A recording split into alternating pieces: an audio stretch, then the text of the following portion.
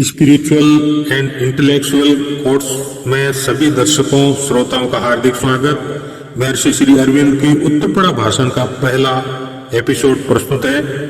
Episode को पूरा सुनिए। बहुत ही रोचक और अद्भुत घटना है अलीपुर जेल की। आज हम उत्तरपड़ा भाषण के विषय में आपको कुछ महत्वपूर्ण जानकारियां देंगे जो पिछले वीडियो में हमने आपको बताया था। अलीपुर जेल से छूटने के बाद श्री अरविंद का पहला महत्वपूर्ण भाषण 30 मई 1909 को उत्तरपाड़ा में हुआ। इसमें उन्होंने अपने जेल जीवन का आध्यात्मिक अनुभव सुनाया और साथ ही देश को सच्ची राष्ट्रीयता का संदेश दिया। इसमें उन्होंने बताया है कि सच्चा हिंदू धर्म, सच्चा सनातन धर्म क्या है और आज के संसार को उसकी क्यों जरूरत है। उनका यह भाषण उनके जीवन में एक नया मोड़ का परिचय देता है। जब मुझे आपकी सभा के इस वार्षिक अधिवेशन में बोलने के लिए कहा गया तो मैंने यही सोचा था कि आज के लिए जो विषय चुना गया है उसी पर अर्थात हिंदू धर्म पर कुछ कहूंगा। मैं नहीं जानता था कि उस इच्छा को मैं पूरा कर सकूंगा या नहीं, क्योंकि जैसे ही मैं यहाँ आकर बैठा मेरे मन में एक संदेश आया और यह संदेश मुझे आपको और सारे राष्ट्र को सुनाना है। यह वाणी मुझे पहले जेल में सुनाई दी थी और उसे अपने देशवासियों को सुनाने के लिए मैं जेल से बाहर आया हूँ। पिछली बार जब मैं यहाँ आया था उसे 1 वर्ष से ऊपर हो चुका है। उस बार मैं अकेला न था, तब मेरे साथ ही बैठे थे राष्ट्रीयता के एक परम शक्तिमान दूत। उन दिनों वे उस एकांतवास से लौट कर आए थे जहां उन्हें भगवान ने इसलिए भेजा था कि वे अपनी काल कोठरी की शांति और निर्जनता में उस वाणी को सुन सके जो उन्हें सुनानी थी। उस समय आप सैकड़ों की संख्या में उन्हीं का स्वागत करने आए थे। आज वे हमसे बहुत दूर है, हजारों मील के फासले पर है। दूसरे लोग भी जिन्हें मैं अपने साथ काम करते हुए पाता था आज अनुपस्थित है। देश पर जो तूफान आया था उसने उन्हें दूर दूर बिखेर दिया है। इस बार मैं 1 वर्ष निर्जनवास में बिता कर आया और अब बाहर आकर देखता हूँ कि सब कुछ बदल गया है। जो सदा मेरे साथ बैठते थे, जो सदा मेरे साथ में सहयोग दिया करते थे, आज बर्मा में कैद है। दूसरे उत्तर में नजरबंद होकर सड़ रहे हैं। जब मैं बाहर आया तो मैंने अपने चारों ओर देखा। जिन्हें सलाह और प्रेरणा पाने का अभ्यास था उन्हें खोजा, वे मुझे नहीं मिले। इतना ही नहीं, जब मैं जेल गया था तो सारा देश वंदे मातरम की ध्वनि से गूंज रहा था। वह एक राष्ट्र बनने की आशा से जीवित थी। यह उन करोड़ों मनुष्यों की आशा थी जो गिरी हुई दशा से अभी अभी ऊपर उठे थे। जब मैं जेल से बाहर आया तो मैंने इस ध्वनि को सुनने की कोशिश की, किंतु इसके स्थान पर छाई हुई थी निस्तब्धता। देश में सन्नाटा था और लोग हक्के बक्के से दिखाई दिए, क्योंकि जहां पहले हमारे सामने भविष्य की कल्पना से भरा ईश्वर का उज्जवल स्वर्ग था, वहां हमारे सिर पर दूसर आकाश दिखाई दी जिससे मानवीय ब्रिज और बिजली की वर्षा हो रही थी। उसी को यह न दिखाई देता था, किसी को यह न दिखाई देता था कि किस ओर चलना चाहिए और चारों ओर से यही प्रश्न उठ रहा था, अब क्या करें, हम क्या कर सकते हैं। मुझे भी पता न था किस ओर चलना चाहिए और अब क्या किया जा सकता है।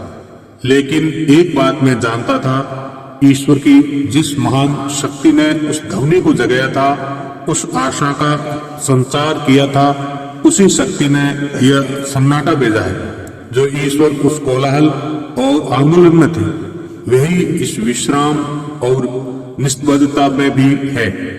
ईश्वर ने इसे भेजा है ताकि राष्ट्र क्षण भर के लिए रुककर अपने अंदर खोजें और जाने की उसकी इच्छा क्या है। इस निस्तब्धता से मैं निरुत्साहित नहीं हुआ हूं, क्योंकि कारागार में इस निस्तब्धता के साथ मेरा परिचय हो चुका है और मैं जानता हूं कि मैंने 1 वर्ष की लंबी कैद के विश्राम और निष्पक्षता में ही ये पाठ पढ़ा है। जब विपिन चंद्र पाल जेल से बाहर आए तो वे एक संदेश लेकर आए थे और वह प्रेरणा से मिला हुआ संदेश था। उन्होंने यहाँ जो विक्तृता दी थी वह मुझे याद है। उस विक्तृता का मर्म और अभिप्राय उतना राजनीतिक नहीं था जितना धार्मिक था। उन्होंने उस समय जेल के अंदर मिली हुई अनुभूति की, हम सबके अंदर जो भगवान है उनकी, राष्ट्र के अंदर जो परमेश्वर है उनकी बात की थी। अपने बाद की व्याख्यानों में भी उन्होंने कहा था कि इस आंदोलन में जो शक्ति काम कर रही है वह सामान्य शक्ति की अपेक्षा महान है और इसका हेतु भी साधारण हेतु से कहीं बढ़कर है। आज भी मैं आपसे फिर मिल रहा हूँ, मैं भी जेल से बाहर आया हूँ और इस बार भी आप ही, इस उत्तरपाड़ा के निवासी ही मेरा सबसे पहले स्वागत कर रहे हैं। किसी राजनीतिक सभा में नहीं, बल्कि उस समिति की सभा में जिसका उद्देश्य है धर्म की रक्षा। जो संदेश विपिन चंद्र पाल ने बक्सर जेल में पाया था वही भगवान ने मुझे अलीपुर जेल में दिया। वह ज्ञान भगवान ने मुझे 12 महीने के कारावास में दिन प्रतिदिन दिया और आदेश दिया है कि अब जब मैं जेल से बाहर आ गया हूं तो आपसे उसकी बात करूं। मैं जानता था कि मैं जेल से बाहर निकल आऊंगा। यह वर्ष भर की नजरबंदी केवल 1 वर्ष के एकांतवास और प्रशिक्षण के लिए थी। भला किसी के लिए यह कैसे संभव होता कि मुझे जेल में उतने दिनों से अधिक रोक रखता जितने दिन भगवान के हेतु सिद्ध करने के लिए आवश्यक थे। भगवान ने कहने के लिए एक संदेश दिया है और करने के लिए एक काम। मैं ये जानता था कि जब तक ये संदेश सुना नहीं दिया जाता, जब तक वह काम नहीं हो जाता, तब तक कोई मानव शक्ति मुझे चुप नहीं कर सकती। जब तक वह काम नहीं हो जाता तब तक कोई मानव शक्ति भगवान के यंत्र को रोक नहीं सकती। फिर वह यंत्र चाहे कितना ही दुर्बल, कितना ही सामान्य क्यों नहीं हो। अब जबकि मैं बाहर आ गया हूँ, इन चंद मिनटों में ही मुझे एक ऐसी वाणी सुझाई गई है जिसे व्यक्त करने की मेरी कोई इच्छा न थी।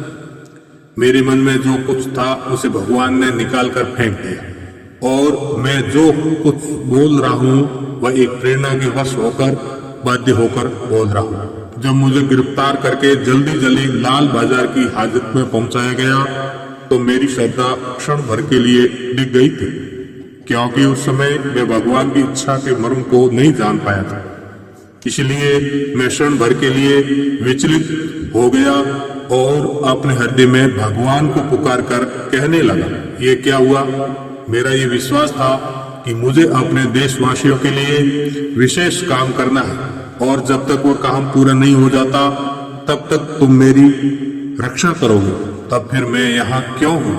और वह भी इस प्रकार के अभियोग में। 1 दिन बीता, 2 दिन बीते, 3 दिन बीत गए, तब मेरे अंदर से एक आवाज है, ठहरो और देखो कि क्या होता है।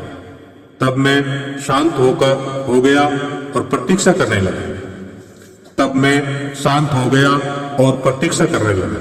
मैं लाल बाजार थाने से अलीपुर जेल में ले जाया गया और वहां मुझे 1 महीने के लिए मनुष्यों से दूर एक निर्जन काल कोठरी में रखा गया।